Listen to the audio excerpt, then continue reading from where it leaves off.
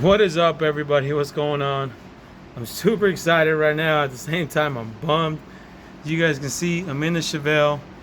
Um, I got most of the engine stuff buttoned up. I actually got it to where we can fire it up. I'm putting in fluids in. I'm putting in, cooling in, stuff like that. I'm getting ready to put the oil in. I was like, shoot, I got to put the oil filter on. Threw the oil filter on, put some oil in it. Guess what? Wrong oil filter. For whatever reason, I got the wrong oil filter with this Holly pan. I don't know what's going on. Wrong oil filter. Long story short, I can't start the car, but I decided to put the battery on, and I want to see what this dash looks like.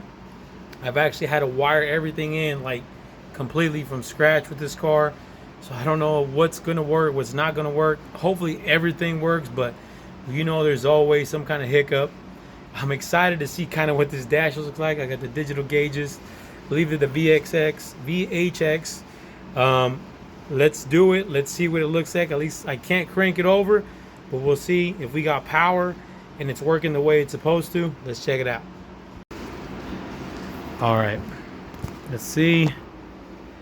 I still got the old steering wheel in here. I got to pull that out, put the other one in. You can see couple cables still hanging there, but that's just turn signal lights. Oh, that's good. That's good. I heard the fuel pump cut on. I can hear it. That's good. We got lights. Let's see if this is supposed to come on here the way this is wired. Oh, look at that. Oh man, that looks good, don't it? Ooh, that looks good. Check that out. Even my USB is on. Huh? Oh man, that's exciting. You guys have no idea how long I've been waiting to see that. Oh, that looks good. All right, hopefully I go get the oil filter. Hopefully I can get this thing fired up.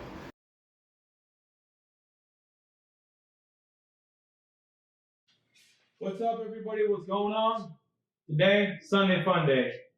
And it is also the day we get to turn this motor on, see if all that hard work pays off. We've been wrenching for a while now. You guys can see what the condition it was when we first bought it. It's come a long way. 5.3, I don't know if you guys can see the motor in there. I just finished putting on the cold air in.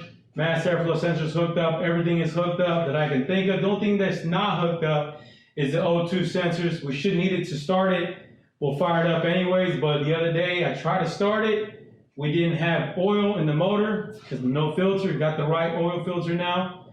We got oil in the motor now, so let's crank it without further ado. I'm super excited.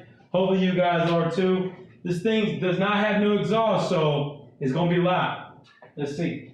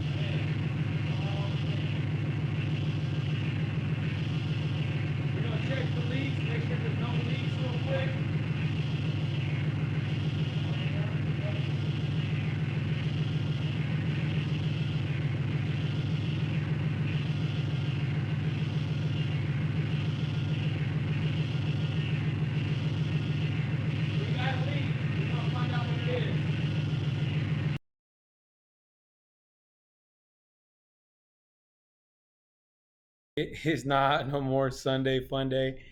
I think it's like Tuesday now. We went from starting the motor to having problems. I'll be the first one to tell you. I'm not going to sugarcoat anything.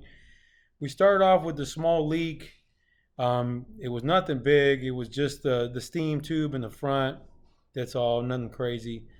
And then we went to fans not kicking on, to the dash giving me false readings with the temperature sensor. I'll be the first to admit this is my first Dakota digital dash install. I've done an LS swap before, but the Dakota I've never used before, so it's definitely a learning curve. I think I got the right sensor in now. We should have accurate temp sensors. I was getting some crazy temp sensors going up to 260, but the car seemed fine. The motor seemed like it was still running okay. Didn't know what was going on. So I started digging into it, doing a little bit more research, and I'm running basically the ECM module, the OBD2 module from Dakota. So I had to swap the sensors out. Hopefully that takes care of the problem, along with trying to get everything calibrated inside the dash and stuff like that. But motor's running though. Motor's running good. It sounds good. It sounds healthy. Let me see if we can crank it back over for you guys. You guys can see the engine bay is a little dirty, so bear with me. I got coolant in there everywhere, coolant all over the floor, so just bear with me. We'll get this thing running real quick. You guys can check it out.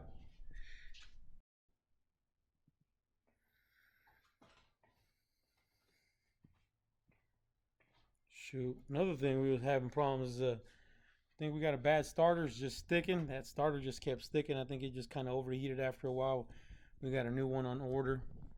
Let's see if this thing will crank over here, because that starter is giving us issues too.